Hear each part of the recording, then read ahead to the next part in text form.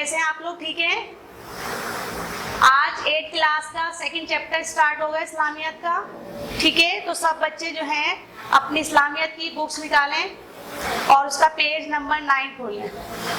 2nd chapter کا جو نام ہے وہ ہے حج. ٹھیک ہے،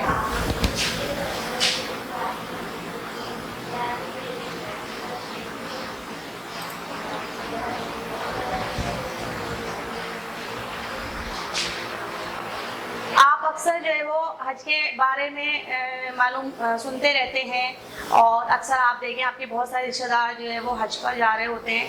کبھی آپ کے ظاہر ہے ماشاء اللہ بڑی کلاس کے بچے ہیں، آپ کو پتہ ہے کہ حج جو ہے وہ بھی ایک عبادت ہے اور اسلام کے ارکان میں سے ایک اہم رکن ہے. جس طرح سے نماز فرض ہے، اسی طریقے سے زکوٰۃ بھی صاحب حیثیت لوگوں پر فرض ہے. بالکل اسی طریقے سے جو ہے آپ کا جو ہے وہ حج جو ہے وہ بھی اللہ تعالیٰ نے ان لوگوں پر زندگی میں ایک بار فرض کیا ہے جو کہ صاحب حیثیت ہے، جو اس کی استطاعت رکھتے ہیں، جن کے پاس اتنا مال ہے کہ وہ حج کر سکیں، حج کی طاقت ان کے اندر ہے، تو سال میں 1 مرتبہ حج فرض ہے. ٹھیک ہے، سمجھ میں آ گئی آپ کو بات؟ تو حج جو ہے وہ اسلام کا 5واں رکن ہے. صحیح ہے؟ تو حج کے معنی کیا ہیں؟ سب سے پہلے حج کے معنی آپ کو پتہ ہونے چاہیے. حج کے معنی جو ہیں وہ ہے لغوی طور پر قصد یا ارادہ کرنے کے ہیں.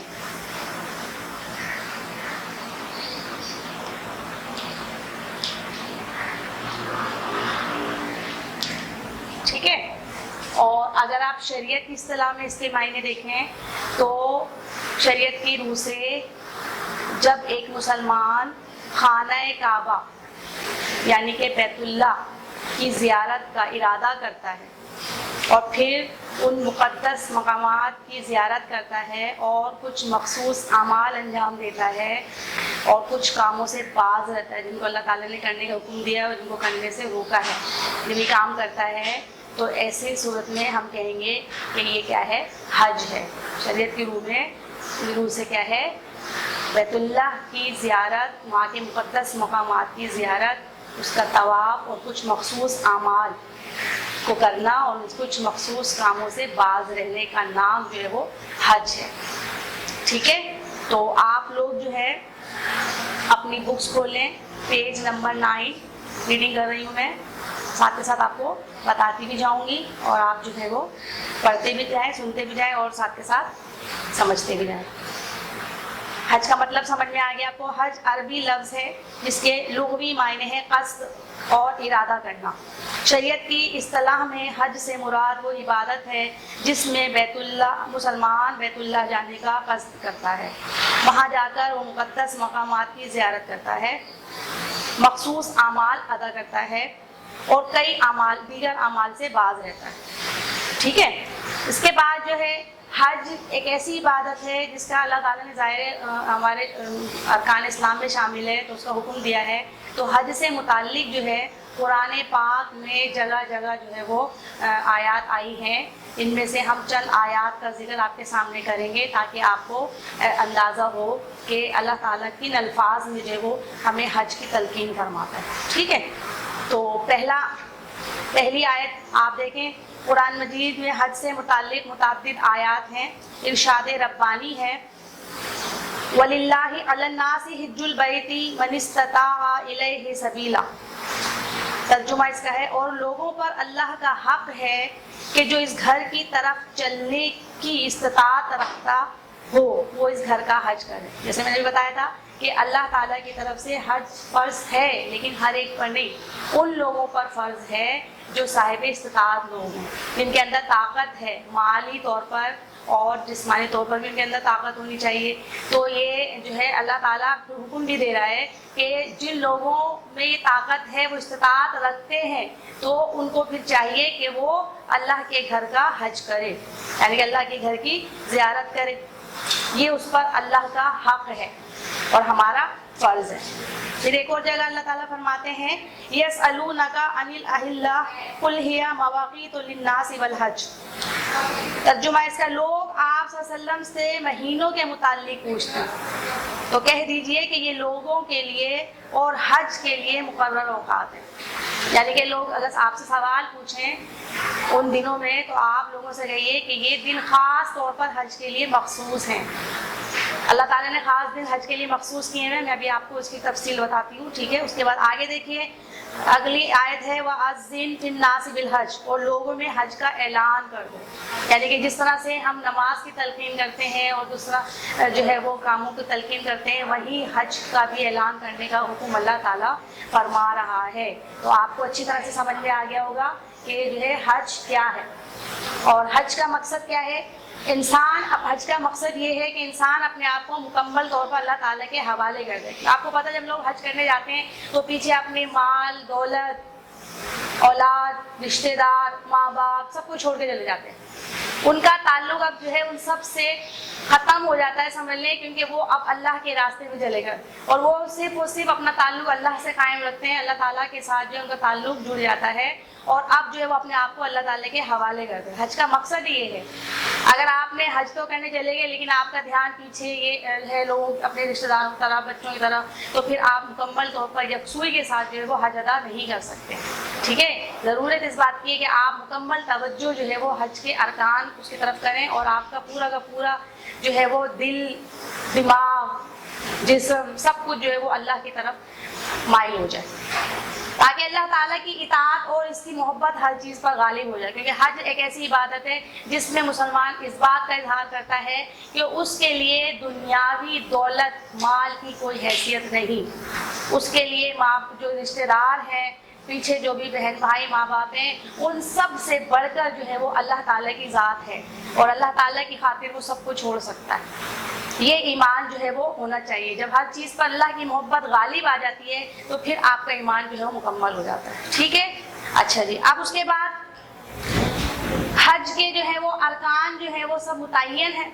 حج جو ہے وہ آپ پورا سال نہیں کر سکتے، اس کے لیے اللہ تعالیٰ نے کچھ دن مخصوص رکھے ہیں۔ آپ دیکھیں جو اکثر لوگ جاتے ہیں سال بھر تو آپ جو ہے وہ کہتے ہیں کہ وہ عمرے پہ چلے گئے، ٹھیک ہے، وہ عمرہ ادا کرنے جاتے ہیں۔ حج اور عمرہ میں فرق ہے، ابھی میں آپ کو بتاتی ہوں۔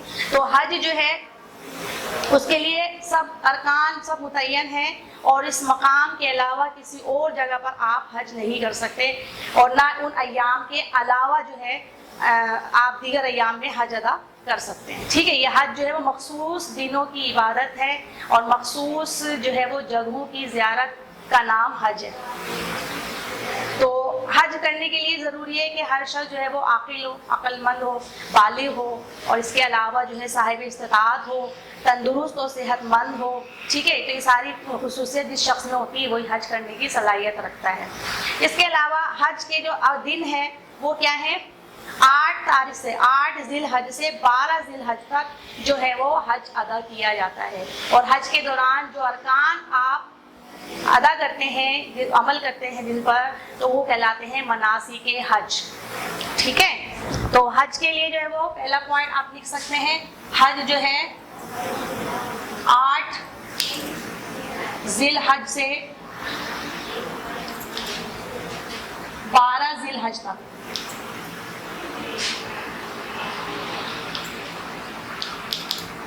ٹھیک ہے۔ اس کے علاوہ حج کے ارکان جو ہیں وہ مناسک حج کہلاتے ہیں، ٹھیک ہے، سمجھ میں آ گئی۔ اور یہ مناسک حج کب ادا کیے جاتے ہیں؟ 8 ذی الحج سے 12 ذی الحج تک۔ تو یہ آپ کا کیا ہو گیا؟ حج۔ اس کے علاوہ ان 5 دنوں میں 8 تاریخ سے 12 تاریخ تک، اس 5 دنوں کے علاوہ آپ جب بیت اللہ کی زیارت کے لیے جاتے ہیں اور پھر کچھ مخصوص ارکان ادا کرتے ہیں تو اس عبادت کو آپ عمرہ کہتے ہیں، ٹھیک ہے، سمجھ میں آ گئی۔ تو اللہ تعالیٰ نے آپ کو حج اور عمرے کا فرق سمجھ میں آ گیا۔ حج کے دنوں کے علاوہ मखसूस अरकान अदा करना क्या कहलाता है? उम्रा कहलाता है। ठीक है बच्चों, आपको अच्छी तरह समझ में आ गया। उसके बाद हज की क्या अहमियत है, हज को जो है वो इतनी अहम इबादत क्यों कहा जाता है।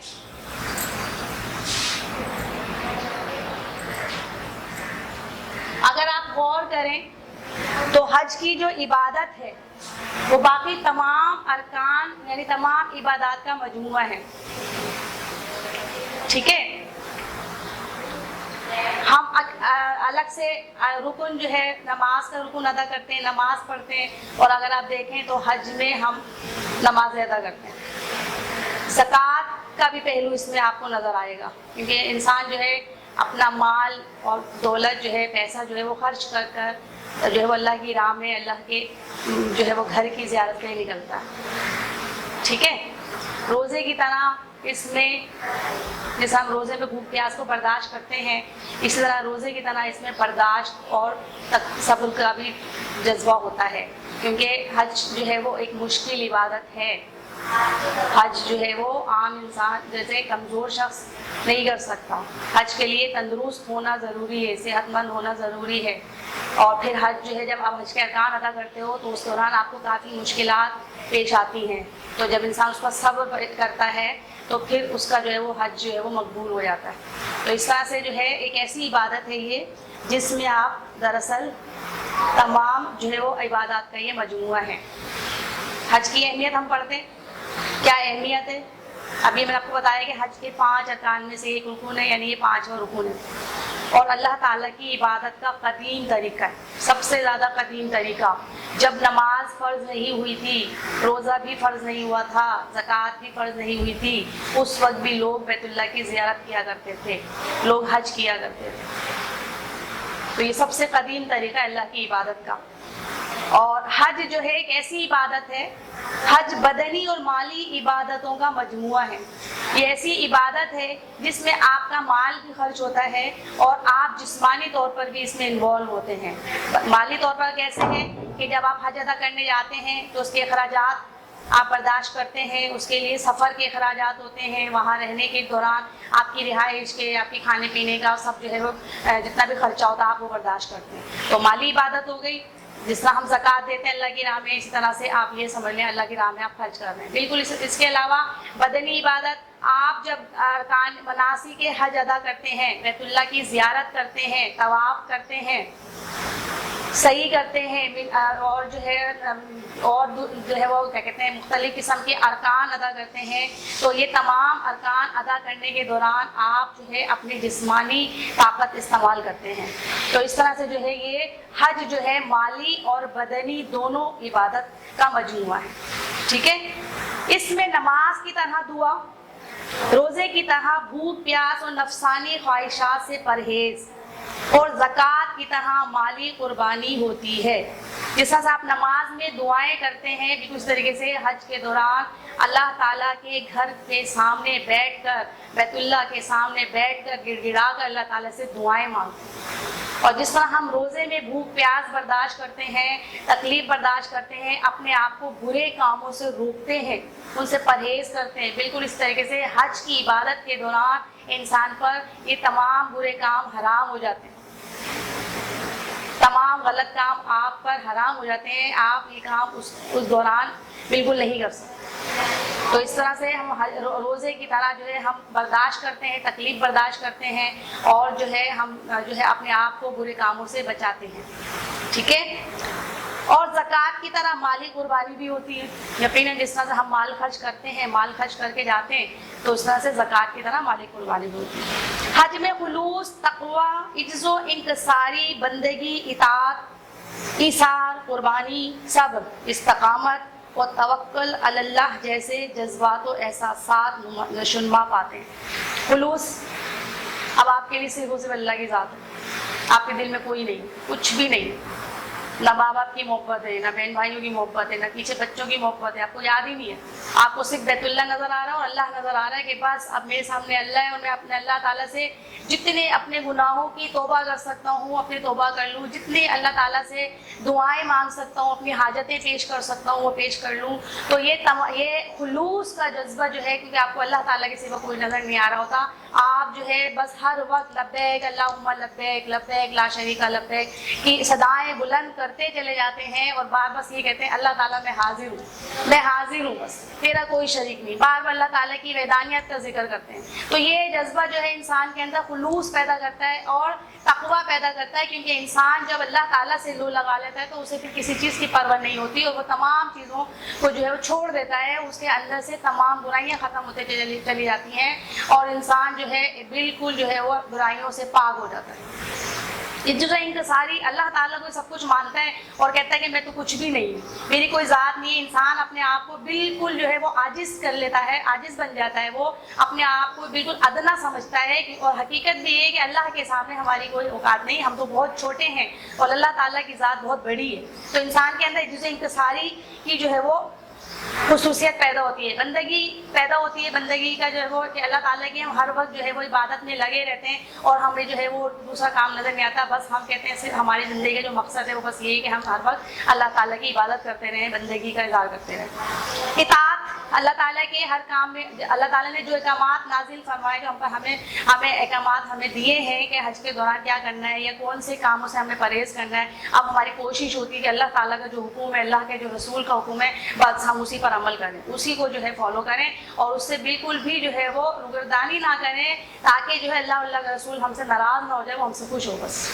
ठीक है, इताअत का जज्बा पैदा होता है। ईसा ज़ाहिर है हम माल खर्च करके जाते हैं, हम जो है अल्लाह ताला की खातिर तमाम जो है वो अपने पैसा खर्च करते हैं, तो अब हमारे अंदर ये जज्बा पैदा हो जाता है कि अल्लाह की खातिर हम सब कुछ कर सकते हैं। कुर्बानी का जज्बा हमारे अंदर पैदा होता है और इसके अलावा भी हज के दौरान हम बहुत से लोगों से मेल मुलाकात होती है, उनके लिए जो है हम अपनी बहुत सारी ख्वाहिशात को छोड़कर उनकी ज़रूरत पूरी करने की कोशिश करते हैं। तो इंसान के अंदर इसार और कुर्बानी का भी जज्बा पैदा होता है। सब्र पैदा होता है, मुश्किलात को काबू करने के लिए उन पर सब्र हमारे अंदर पैदा होता है और सब्र के ज़रिए हमारे अंदर इस्तकामत पैदा हो जाती है, हमारे अंदर मजबूती आ जाती है और हम जो है वो हर मुश्किल का डट का सामना करने के काबिल हो जाते हैं। ठीक है, और इसके अलावा हमें पता है कि जो भी मुश्किल आएगी बस वो अल्लाह की तरफ से और अल्लाह ही उसे जो है वो दूर करेगा। तो इस तरह से हम अल्लाह पर तवक्कुल करना जो है वो सीख जाते हैं और अल्लाह ताला पर भरोसा करना सीख जाते हैं और हम अब हर मुश्किल में और अपने हर परेशानी में जो है सिर्फ अल्लाह की तरफ देखते हैं। तो ये इतनी खुसूसियात हैं जो किसी एक शख्सियत में पैदा हो जाए तो वो शख्सियत जो है वो बहुत बड़ी हो जाती है। तो हज की ये बड़ी अहमियत है कि हज के ज़रिए ये तमाम खुसूसियत जो है हमारे अंदर पैदा हो जाती है। ठीक है, समझ में आ गई। तो हज के दौरान इंसान अल्लाह ताला के रास्ते में मसाइब और तकलीफ़ें बर्दाश्त करता है और बहुत सी नेमतों को अल्लाह ताला के हुक्म की तामील में छोड़ देता है। अल्लाह का हुक्म है तो हम बहुत सारी अपने घर का आराम, चैन, ऐशो आराम सब छोड़ देते हैं और वहाँ जाकर बस हमें जो है उसकी चीज़ नज़र आ रहा हो तो बस हर वक्त हम काबा के गिर्द रहें, काबे का तवाफ़ करते रहें, अल्लाह की इबादत करते रहें और उसको न दिन नज़र आता न रात नज़र आती है। जब दिल चाह बस काबे पहुँच गए और अल्लाह की इबादत मशगूल हो गए। तो इस तरह से जो है वो इंसान हर वक्त जो है वो अल्लाह की इबादत में मशगूल रहता है और इस तरह से लब्बैक लब्बैक की पुकार से अपनी बंदगी का इकरार करता है। इसी तरह बंदा एक लंबा अरसा अपने खालिक व मालिक के सामने गिड़गिड़ाता है और फ़कीर और मोहताज बनकर आंसू बहाता है। ठीक है, तो ये हज की जो है वो अहमियत है।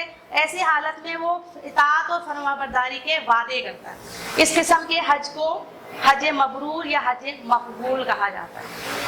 ठीक है, तो आज के पॉइंट आपकी जो है वो क्लास में हमने हज क्या होता है, हज का मफ़हूम क्या है, कुरान पाक हज के बारे में क्या इरशाद फरमाता है और हज की क्या अहमियत है, हज से हमें क्या जो है वो हमारी शख्सियत में तब्दीलियाँ आ जाती हैं। और आपको पता है कि हज एक ऐसी इबादत है कि जो अगर सच्चे दिल से तमाम गुनाहों से रोक कर, अपने आप को बुरे कामों से रोक कर सच्चे दिल से हज अदा करता है तो अल्लाह ताला उसे ऐसा कर देता है बिल्कुल पाक गुनाहों से जैसा वो आज ही पैदा हो। ठीक है, तो चलिए अब आज की क्लास वर्क आपका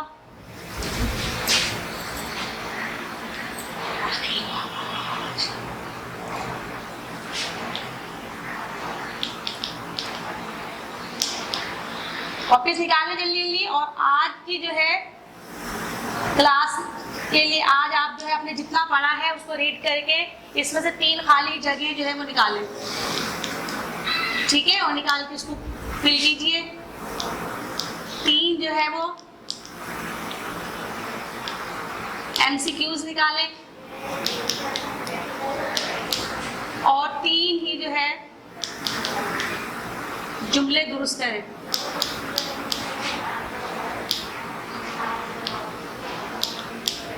ٹھیک ہے بچوں، سمجھ میں آ گیا آپ کو؟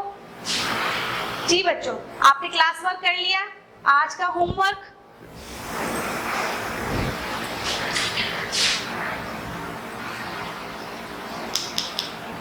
میں آپ نے ان کوشچنز کے آنسر لکھنے. سوال نمبر 1،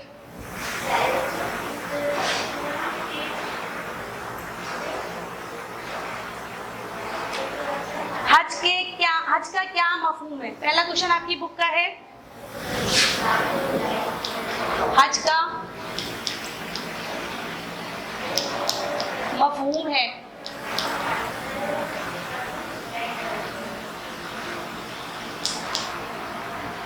ٹھیک ہے،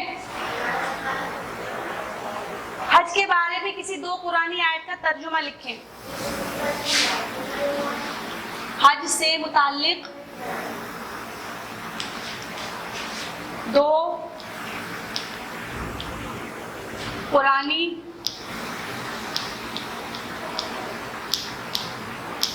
آیات کا ترجمہ لکھیں. ٹھیک ہے بچوں، اس کے بعد نیکسٹ کوشچن ہے، حج اور عمرے میں کیا فرق ہے؟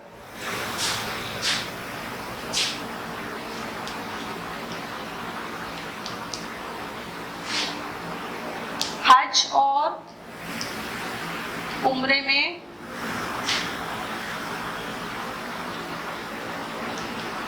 کیا فرق ہے؟ ٹھیک ہے، اور آخری سوال ہے، حج کی اہمیت سے متعلق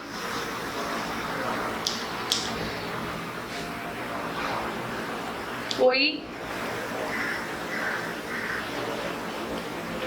5 جملے لکھیں. ٹھیک ہے، حج کی اہمیت سے متعلق آپ کو 5 جملے لکھنے ہیں.